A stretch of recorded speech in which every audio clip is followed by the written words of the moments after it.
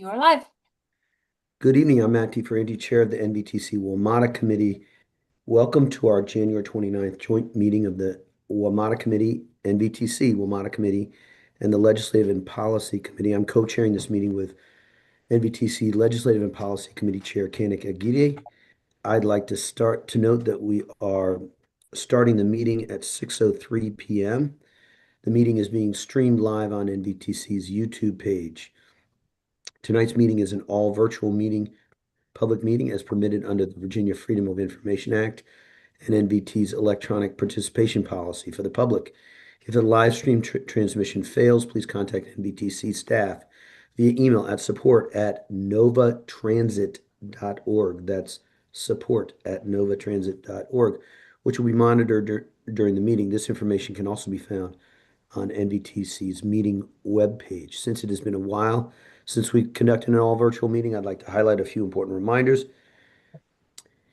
Please keep your cameras on throughout the entire meeting to comply with Virginia code requirements, particularly as we are close to quorum. You cannot count towards quorum if your camera is off. Mute your microphone when you're not speaking to help cut down on background noise. While we do have a chat function available, no public business can be conducted over the chat, so please err on the side of not using it. I will now ask Ann McGreen to call the roll and identify the staff participating in the meeting. Thank you, Mr. Chair. Please respond here when you hear your name. Chair Aguirre. Chair DeFerranti. Here. Mr. Alcorn. Here. Mr. Bierman. Here. Ms. Coffey. Here. Mr. Flowers. Here. Mr. Letourneau. Here. Ms. Reed. Here. Mr. Snyder. Here. We have quorum. We also have some staff, right? Yes, exactly. Now I'll identify staff and include their titles for the benefit of the listening public. We have Executive Director Kate Mattice, Director of Programs and Policy Ann McGrane, Director of Finance and Administration Scott Kalkwarf, Director of Strategic Communications Sarah Godfrey, MVTC WMATA Program Manager Adam Hager, MVTC Commuter Choice and Policy Program Manager Daniel Nickelbein, Program Analysts Shannon Bacon and Owen Williams, NVTC IT and Web Resource Manager Melissa Walker, Board Administrator Rhonda Gilchrist, MVTC Legislative Liaisons Amy Perrin-Seibert and Henry Watkins, and that is all. With that, I'll turn it back to you, Mr. Chair. Thank you, Ms. McGrane. Appreciate it. We have our October 16th Joint Committee meeting summary in your meeting materials. Do any committee members have any changes to the meeting summary? Seeing no hands and hearing nobody shout out, we will accept the meeting summary. It's not a formal action is not required. This is a committee, so I'll just say that we'll accept the summary. Next, we'll move on to the Joint Committee Overview and Work Plan, which is item 3. Each year, we'd like to start with a refresher on committee roles and responsibilities. The WMATA Committee, and this may be helpful for those who are new, the WMATA Committee and the Legislative and Policy Committees will be meeting together at least through this year's General Assembly session, but we do plan to separate them back out at some point in the year. For the past 2 years, the two committees have met jointly to work collaboratively on the unique transit funding and legislative challenges facing our region. Adam and Daniel, I'll now hand it over to you to present each committee's scope and work plan. I believe it is to you first, Adam, but I'm not sure.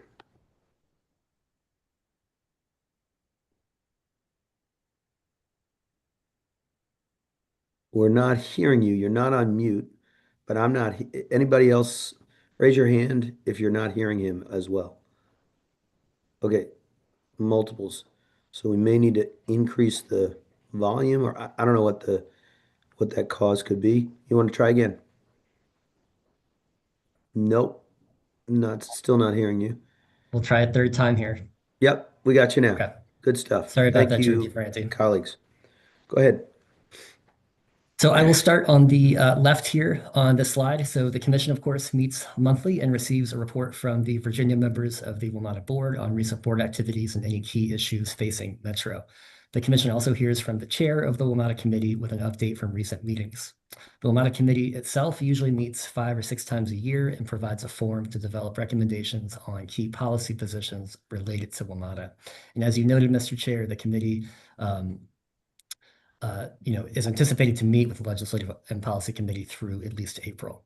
I'll point out too that the WMATA committee does provide direction to staff on the annual report on the performance and condition of WMATA each year. And then supporting the commission and the committee is a regional staffing structure that meets as needed to support and receive briefings from the WMATA board members. These meetings help build consensus on Virginia issues related to Metro. On the next slide, I'll walk through our proposed 2026 work plan. So there's a few key items to note here in the proposed work plan. This winter, we, of course, will remain focused on the WMATA budget and relevant legislative activities that are affecting WMATA. In the spring, we plan to host the WMATA Inspector General, where she can go over her latest audits and provide a preview of what to expect in the next fiscal year. We'll also ask the WMATA real estate team to provide an update on activity in Virginia and then hold a work session on next year's NVTC annual report. Later this fall, we will develop the 2026 report and preview WMATA's FY28 budget. And then at the bottom of the slide, as far as commission engagement, we have invited the GM and board chair to NVTC for its May meeting. And then later in the year, in December, the commission will take action to authorize submission of the WMATA annual report to the General Assembly and governor as required by state code. So I will now pass it over to Daniel to cover the Legislative and Policy Committee. Thank you, Adam. So as mentioned, the Legislative and Policy Committee has been meeting jointly with the WMATA Committee for the past 2 years. But we are planning to separate them and return to separate meetings at some point later this year. This year, we're anticipating 5 or 6 Legislative and Policy Committee meetings, primarily focused on the current General Assembly session, as well as preparations in the fall for the 2027 session. In addition to meeting as a committee, the committee will continue to report on key legislative and policy issues at monthly commission meetings. I'd also note the committee also has been receiving weekly updates from staff, that is Owen Williams, during the State General Assembly session on key legislative issues and the status of bills. Get a little feedback. Folks can mute. I was on key legislative issues and the status of bills relevant to NVTC, and we'll also receive federal legislative updates as needed. So if we go to the next slide, I will cover the work plan.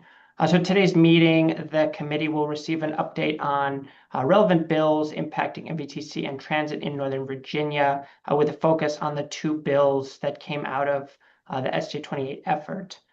At its April meeting, the committee will debrief on the 2026 session and discuss next steps for transit funding in Northern Virginia.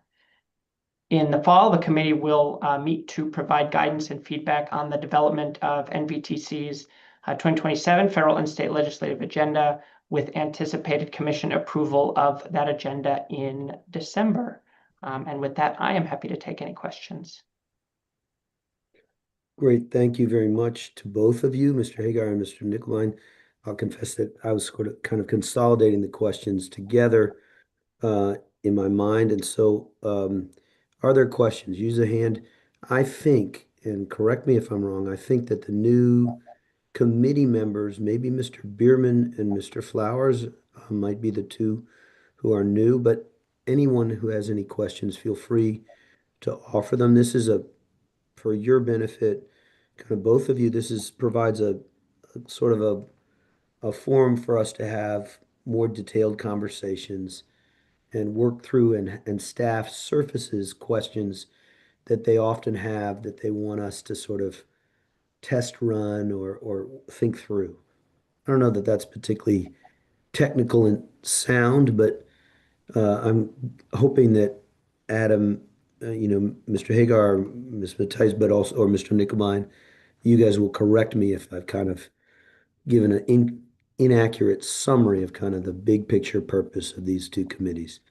Seeing none and seeing some smiles and head nods and hope that we keep going in this snowy moment, I will move us on to item number 4, which Mr. Chair. is, Chairman, Just- I think just- our colleague, Commissioner Bierman had a question. Just Sure. one quick question, yes, Matt.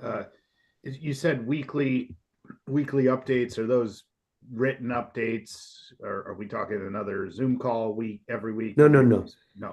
I like, Weekly. Jimmy, you're so good because you ask. You actually want things to make sense. A lawyer who wants things to actually make sense, which doesn't always happen. So I'm thrilled. I misspoke with the word weekly. It's more, it said 5 to 6 times a year for each of the Yeah. 2 committees. It's more a way like in the interludes or where there are commission meetings where we want to be teed up well for those meetings every 2 months, and it's not quite evenly distributed. We kind of have a chance to talk things through in a little more depth. Does that answer your question? Okay. Sure. I see. Yes. Great. Great. I appreciate it. Now, and all of you, thank you for catching me as I was going forward. So we'll now move on to number 4, unless someone else holds in our agenda, which is WMATA's FY 2027 budget process continues to move forward. We received a short briefing from our WMATA board members at January's commission meeting, and since then, WMATA has opened its public comment period. I think the first public comment hearing, pretty confident that it's next Tuesday in Arlington, because I think I'm going to have some of the glory or the responsibility of helping to facilitate that meeting. So I'll just send it. I'd like to ask our program analyst, Shannon Bacon, to cover the highlights of the proposed budget. Shannon, if you can take it away and summarize for us. Absolutely. Can everyone hear me okay? Sure can. Great. Perhaps better than my voice. Apologies to No. everyone for my voice. You are correct, Mr. Chair. The first public hearing, the in-person public hearing, is next Tuesday at 6 p.m., I believe. So thank you. On this first slide here, the first thing I'll highlight is going to be that this operating budget goes out to FY 2029. So there's a 3-year kind of forecast. This is the first time that WMATA has done a multi-year forecast, but it's going to become their standard practice moving forward, just to have some continuity and some better planning practices. Next thing I'll go into that I'll highlight here is the proposed FY 2027 budget, right there in the middle in that dark blue. Stands at about $2.74 billion, with just under $2 billion being the jurisdictional gross subsidy. Some key assumptions that are part of this operating budget this year is that revenues are expected to continue to increase relative to previous forecasts, due in part to higher ridership. Some other assumptions there include a stable federal workforce ridership, increased uptake of Tap Right Go, as well as University Pass products and expansion of University Pass products, as well as a rise in fare-free Metro access and abilities ride usage. So those kind of work in opposition to each other a bit, but overall a positive trend. Another thing to highlight in the operating budget is that preventive maintenance transfers to the capital program are anticipated to continue to decrease. And if you look out in that FY 2029 forecast, they'll be decreasing to a historic level of about 60 million in FY 29.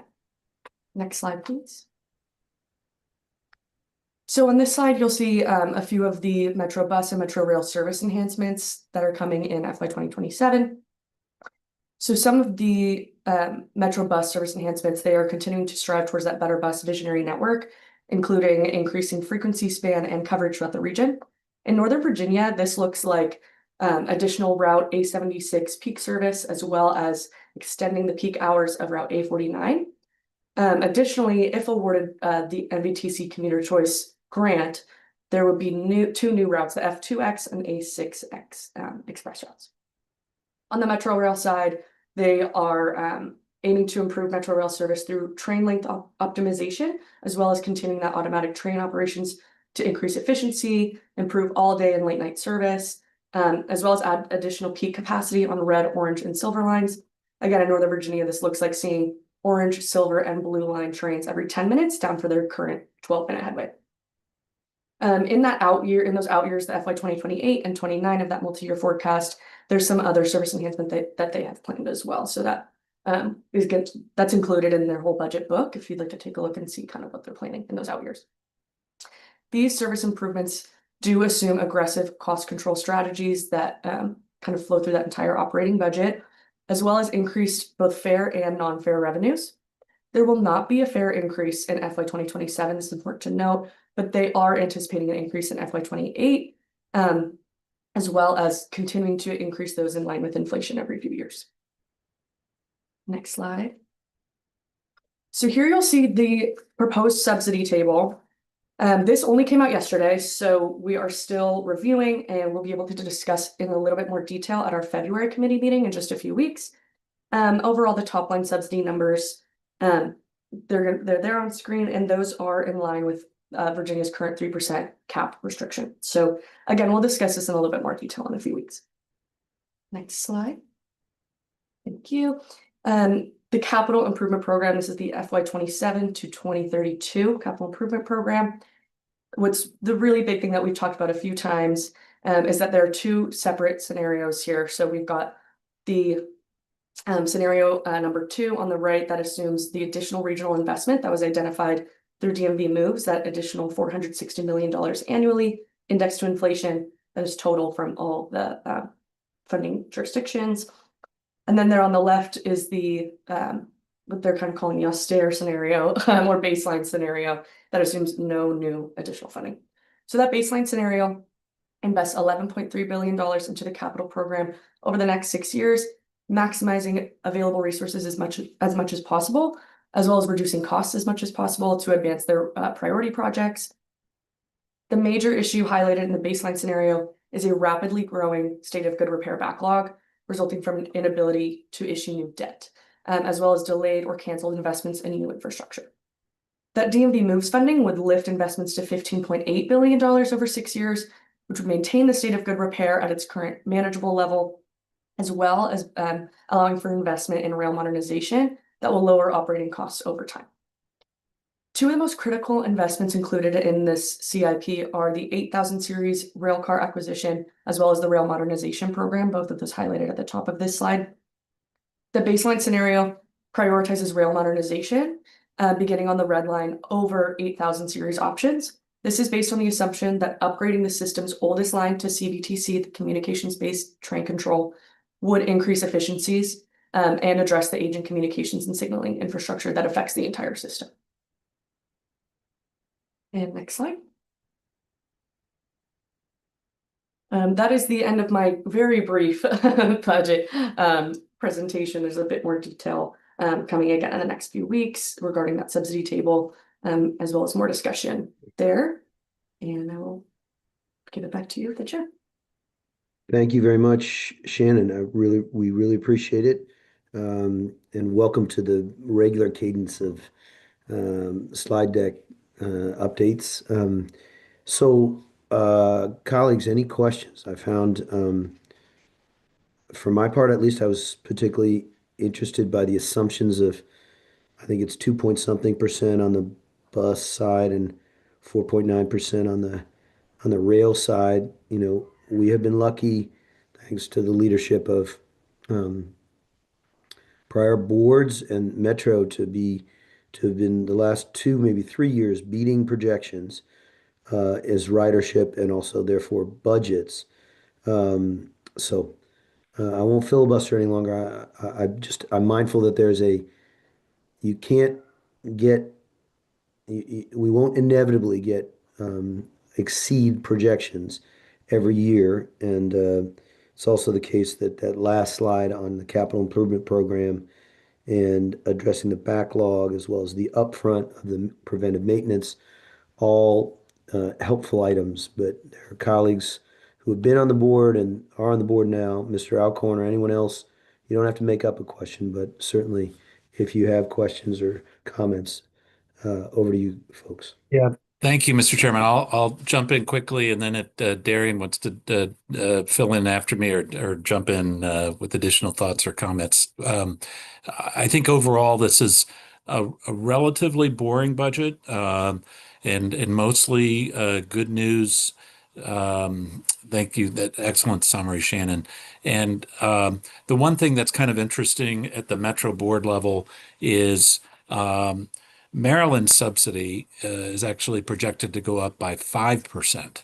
And it's because of some provisions in the formula. And I know with this group and with the NVTC Commission at large, we have had some discussions over the last couple of years on the new subsidy formula, and got to give the shout out to Matt Letourneau, who really spearheaded that.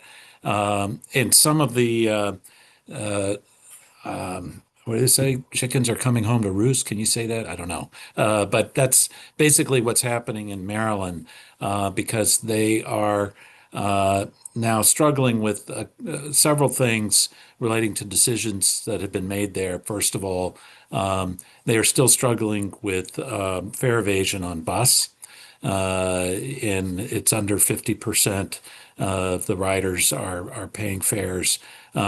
That's now a consideration in the formula. If your folks aren't paying their fares, the jurisdiction's responsible for picking up that tab. And then there also were some decisions made, Montgomery County, Prince George's County, who operate local bus systems, but interesting in Maryland, it's paid for by the state. Well, Montgomery County, Prince George's County have gone fare free on many of those buses, and there's a consequence to that in the Metro formula because wherever you're doing fare free, then Metro access has to be free. So there's actually a fairly sizable hit from the cost of paying for all of Metro access costs in those areas of Maryland that they're now having to pick up. And frankly, as more people are figuring out, oh boy, look at this service, then the hole's getting a little deeper. So Maryland's working on that. Darian and I are gonna make sure that there's no impact on Virginia because there have been some different options floated on how to fix that, a couple of which could affect us either in terms of paying more subsidy or frankly losing some of the service improvements. So we'll be working to make sure that doesn't happen. Darian, did you want to add anything else? No, thank you, Walter. I just wanted to say is that one, right, I agree with the way that Walter's described the situation that, we've been briefed on at the Metro Board. Additionally, I just really wanted, since this is my first committee meeting, I wanted to say is that I'm so excited to be with all of you, to be your new colleague, to work and build off of the good work of prior commissions, prior Metro boards. Because I think that, as you can see from the situation that Walter described, is that Virginia is in a very good place. That we are able to, within the constraints set by the General Assembly, right, in terms of growth, not degrade the user experience and actually increase the user experience. And so I just wanted to say in this forum that we shared again at the Metro board this morning is that hats off to Metro, all their employees and the management for showing during even inclement weather that you can deliver service excellence to people as they need it. So folks may not know that, even during the storm, 60,000 people in the region were able to use Metro in their services. And that's a testament to the service improvements that I think that we have seen across the system, but particularly here in Virginia, and that some of those bus routes that Shannon talked about that were essential go through the Commonwealth. And I think that that's a fantastic bit in terms of the system, that even when it's in an emergency situation, that our respective constituents will be able to continue to have service. I agree with Walter is that we feel that the staff recommendations on ways for Maryland to alleviate a little bit of the what I would maybe describe as a vicious disequilibrium that they are facing can be corrected without being at the expense of the Commonwealth, and we'll be sure to share that with our colleagues. Thank you very much, Darian. Well said, and really appreciate you so quickly being up to speed and being able to absorb all the different pieces of it. from the first full commission meeting to tonight, and also the glory of the longer Metro Board meetings. So um, appreciate your comments as well as Walter's, and mindful that we have a lot of work to do towards adoption of the budget. There's a lot of work that's compressed in a relatively short period of time. So, any other comments from staff or from colleagues? Not seeing any. I do see that my co-chair, Chair Aguirre, is here, and we're ready to turn it over to the legislative portion of the agenda. I will note for the record, which I do keep, that we are 7 minutes ahead of schedule right now. Now, no pressure on you, Mr. Aguirre, but over to you. I think you're muted for now, but now it's over to you for the legislative portion, and Well, we'll all keep rolling. yeah, let's keep this train rolling if that's the case. My apologies for any background noise. I'm actually down in Richmond. But thank you, Chair Ferranti. Um, General Assembly, full swing. Several bills that could have a big impact on transit funding in our region are being considered. Was actually talking to some legislators about them today. But before I turn it over to MVTC staff and our legislative liaisons, I did want to provide a quick update on federal funding. Last week, the House and Senate Appropriations Committee leaders released a bipartisan appropriations bill covering the remainder of fiscal year 2026, including funding for transit and transportation programs under the Transportation, Housing, and Urban Development Appropriations Act. The bill includes $21.1 billion in funding for public transit, an increase of $168 million from FY25 levels. The bill also provides $100 million in funding from FDA's Capital Investment Grants Program for Fairfax County's Richmond Highway BRT project. The American Public, APTA, the American Public Transportation Association, came out strongly in support of the bill, which was passed by the House, but has not yet been passed by the Senate. Now turning back to Richmond, included in your meeting materials is a list of bills that MVTC is tracking, which will be helpful reference for this conversation. And I'll now hand it over to MVTC's Director of Programs and Policy, Ms. Anne McGrain, who will provide an overview of the two bills that satisfy the SJ28 identified transit funding needs. And I'll be followed by our legislative liaisons, Amy and Henry, for an update on the Virginia General Assembly session. Thank you, Mr. Aguirre. I do want to note, I think we skipped over the WMATA comment letter portion. Chair DeFerranti, do you want to take care of that now, or should we return to it after we do legislative? Oh, my goodness. I apologize, colleagues, Ms. Coffey and others will note I had needed reminding and staying focused. I've been a little under the weather, but my apologies. Mr. Aguirre, without objection, we'll go back quickly to the comment letter. It's one slide, and I did read it in full, and I think that Mr. Hager and our team can vouch that I had two edits that revealed that I read it in full, and we have now a draft on it. So thank you, Ms. McGrain, for tactfully moving us back to stay focused. We'll still try to get on point and on time. Over to you, Mr. Hagar, I believe, to run through the letter, unless there's another who will do that. No, Chair different. This letter, I think the slide here at least kind of speaks for itself as far as the content. Again, these were the themes that were covered at the January commission meeting. I think this evening, after having circulated a letter to the committee members earlier this week, I think we're really just looking for any final feedback before we get your signature and submit the letter to Metro before their deadline on the 10th of February. So if there's any final feedback or questions about the letter that was circulated, happy to take that now and incorporate that into a final draft. Great. Really appreciate your brevity, but also want to open it up because several of you also engaged thoroughly and carefully in the letter. I thought the different categories were good. There's attention to detail on the 3% cap, which is the second furthest from the right, which is a detail type point, but the rail modernization and the overall legislative piece were also a focus. I won't go on beyond that unless I see someone jump off of mute. Maybe I appreciate Mr. Hagar, Adam, you're going through it. We will submit, hearing no objections, we will submit as shared with you, with the tiny edits that I preceded your seeing it. And thanks again to Mr. Hagar, maybe Ms. Bacon, those who worked on the letter. You put us in a great position such that you tend to not have specific edits. With that slight detour, thank you for catching us up. We'll go back to, I believe we're going now to Ms. Seibert, which is where I think you, Chair, sent it just before Ann got us back on track.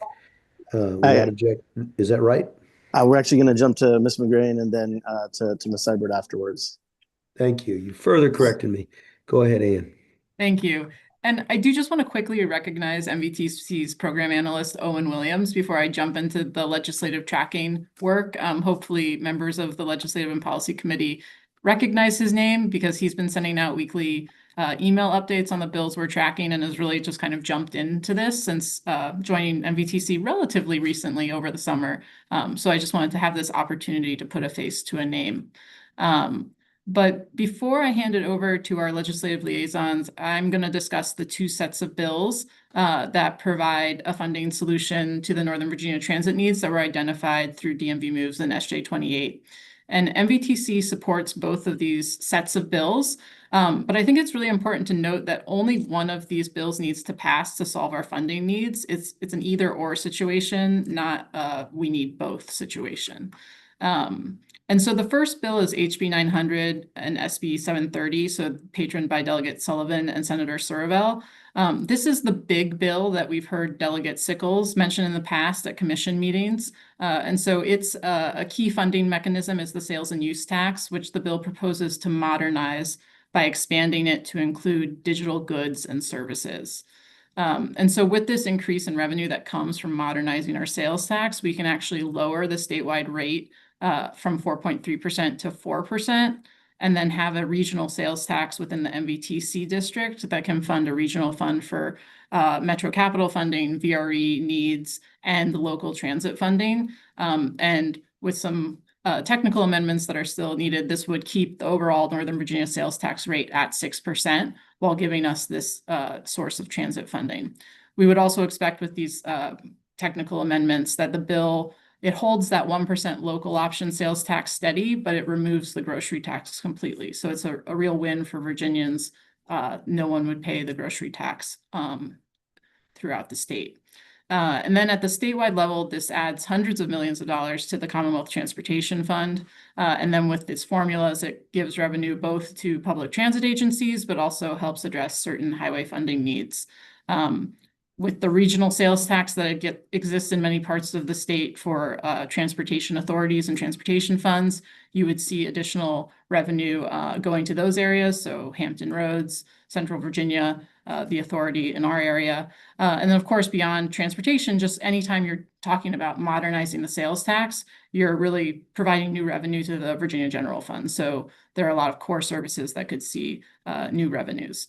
So that's kind of the big bill. And then the second bill is HB 1179, SB 638. And so these are patroned by Delegate Tran and Senator Eben. And so while the first bill was really a large tax change with a transportation element, this bill is much more strictly aligned with the SJ 28 funding recommendations. And it does this by identifying a handful of new fees and taxes at both the statewide and regional level.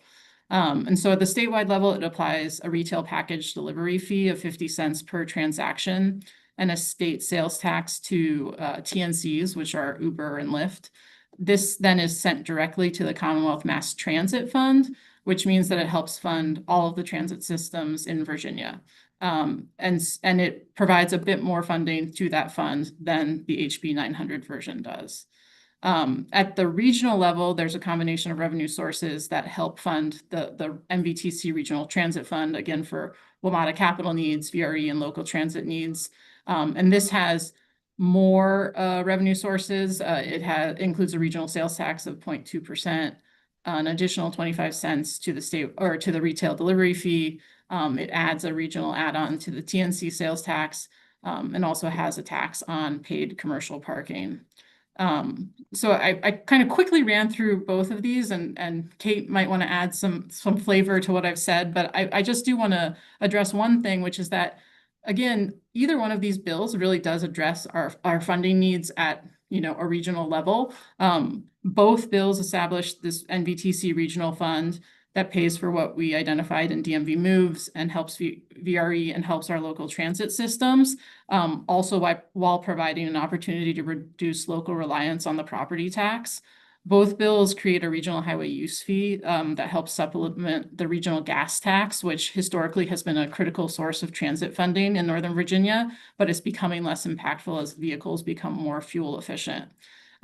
Both bills also provide new revenue to the Commonwealth Mass Transit Fund. So that's providing increased operating funding for all agencies in Virginia, but also solving that 2-year general fund fix for Metro, and also providing new revenue to VRE. And then finally, both bills are really supporting public transit and providing a more sustainable funding path for it, which is critical to our economy, quality of life, and affordability.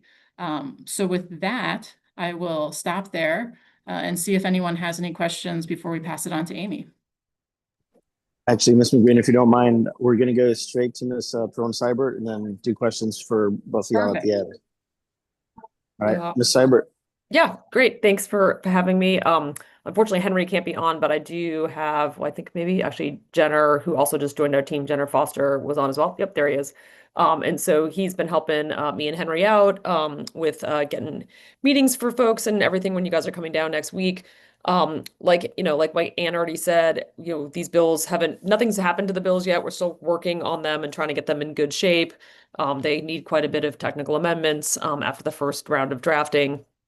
And so we're also still having conversations with the administration, Secretary of Finance, obviously Sickles, as well as Secretary of Transportation, Nick Donahue, in the hopes that at some point the administration will be able to kind of like weigh in on what they want to see. I think for an overall picture of Virginia, Virginia has not just transit needs. I think we talked about this quite a lot during the summer and the fall, but they have a lot of other budget pressures they have to deal with, Medicaid funding issues, our SNAP benefits, the issue of the exchange and people getting kicked off. And so there's a lot of different options and a lot of different monetary pressures that the General Assembly has to consider. So I think this is kind of part of that conversation. And so we're just trying to see how it all fits into the big picture. I don't think we've gotten quite to that conversation yet. People are pretty buried under all the bills and haven't really had that sort of big picture conversation at the moment. So expecting that to happen probably soon, but it is a long session. So even though it feels probably short for other people, like for me, I feel like we still have a lot of time left. So I know it probably doesn't feel that way to everybody else, but it's really only the second full week, which is both crazy either way. So again, working hard. Kate and Ann have been doing quite a lot of work, which I so deeply appreciate. And I know the legislators do too.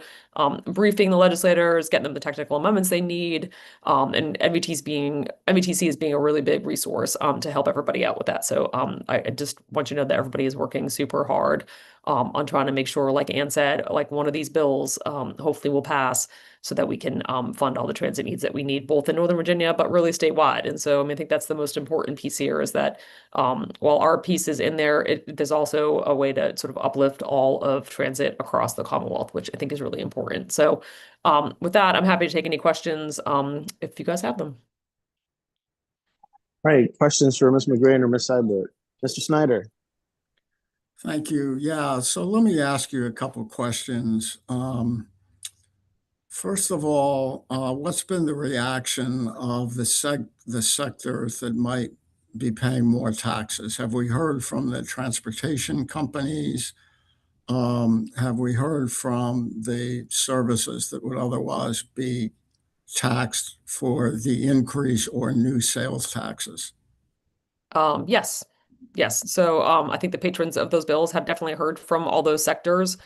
There is a lot of conversations going on, particularly in the Sullivan bill, about a B2B exemption in that bill dealing with the streaming taxes in particular, as well as some technical amendments that need to be made there. Certainly, Lyft and Uber have talked with Senator Evans' office and Delegate Tran's office, as well as Amazon. So sure, there are conversations going on. I can safely say I think people have just sort of started to register their concerns, but there isn't any negotiations or discussions about that at the moment. Okay. The second question I have is, Mhm. based upon the funding formulas and where the money is going once raised, is Northern Virginia again subsidizing the rest of the state? I'm going to let Anne answer that question. I'm going to be very sensitive to that because it seems that yet again we're taxing ourselves for things that we need here, but we know we provide $1 billion worth of tax benefits to the rest of the state. So what's the dynamic there between Northern Virginia and the rest of the state?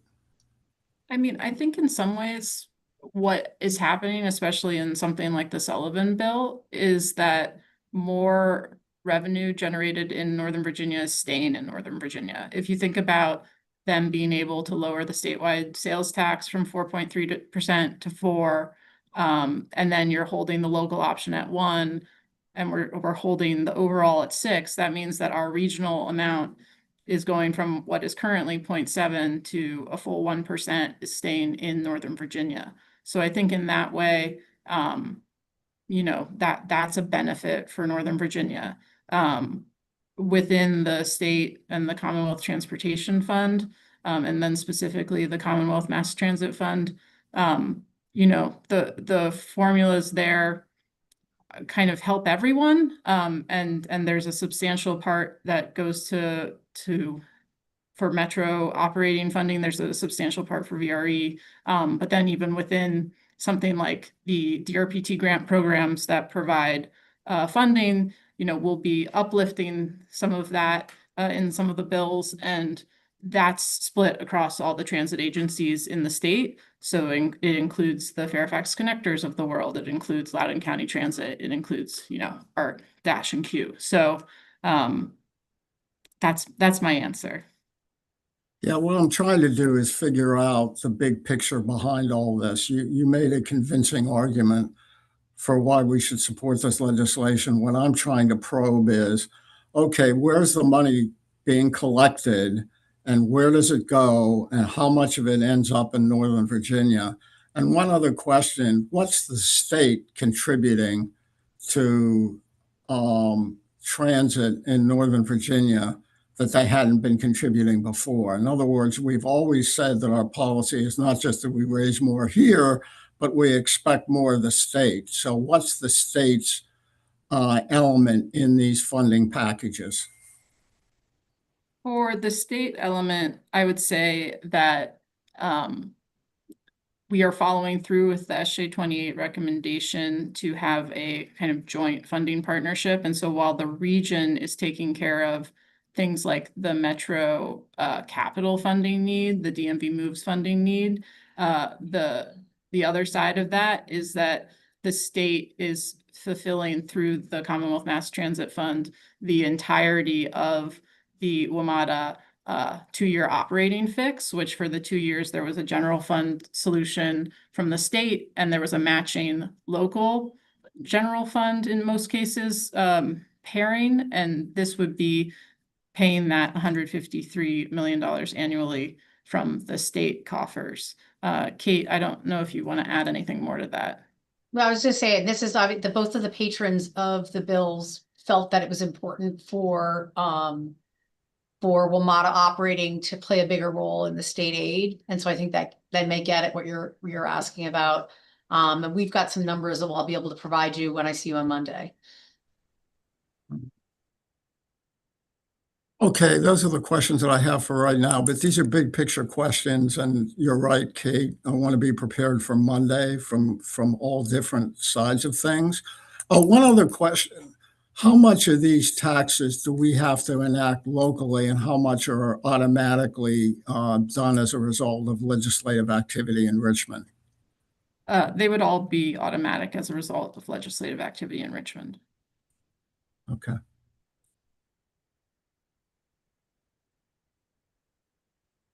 And have we proportioned that payment based upon what the various funding obligations are of the different NVTC jurisdictions?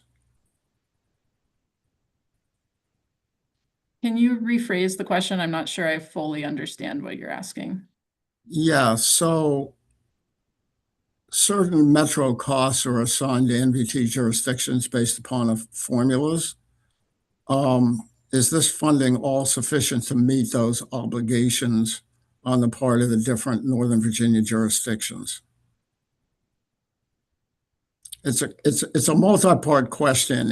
It's getting at, okay, the money's coming in, here are the sources of the money, but there's also subsidy obligations on the part of each jurisdiction that are determined by formulas.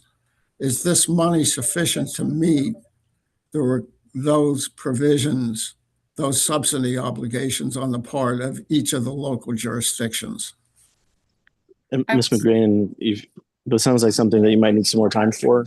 So if need be, we could get back to Mr. Snyder on that one. Yeah, I'm just laying out questions and some of them are deliberate. I'm not trying to put you on the spot, but I am trying to sort of predict the kinds of questions that we'll get and to be as open as possible with good answers. So thanks a lot. Yeah. Yeah. Thank you, Dave. And I think Kate's numbers on Monday will go a long way to providing this in numeric form. So thank you. Any other questions from the group? Trying to scan through here. Doesn't look like anybody's coming off of mute or raising their hand. Oh, Mr. DeFronte. Thanks to you, Anne, for trying to give the context. It feels a little bit as though your answer, at least the initial answer, is marginally or maybe more than marginally better, but not able to address the full bill that we send to Richmond is sort of my takeaway. And I'll be interested to see if the numbers as they play out when we see them reflect that overall big picture assessment. So I really appreciated the questions from you, Dave, and the answers, and as well as the non-answers when we don't know all the answers and they're coming. So thank you.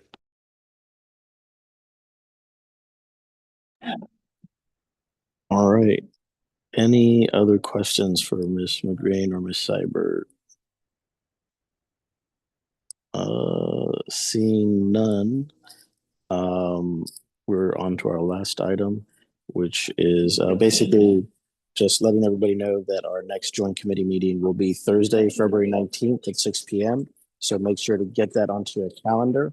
And we have two events happening in Richmond. Number one, this coming Monday, VTA Advocacy Day on February 2nd. And then we will have the MVTC Legislative Reception on February 5th from 4:45 to 7. So if you're down in Richmond, please make sure to come by. And I think that is it for everyone, unless staff is going to give me the pull on something else. I think we are adjourned then. Thanks so much, everybody. Thanks, Kenneth. Thanks, Matt. Thank you. Thanks, everyone.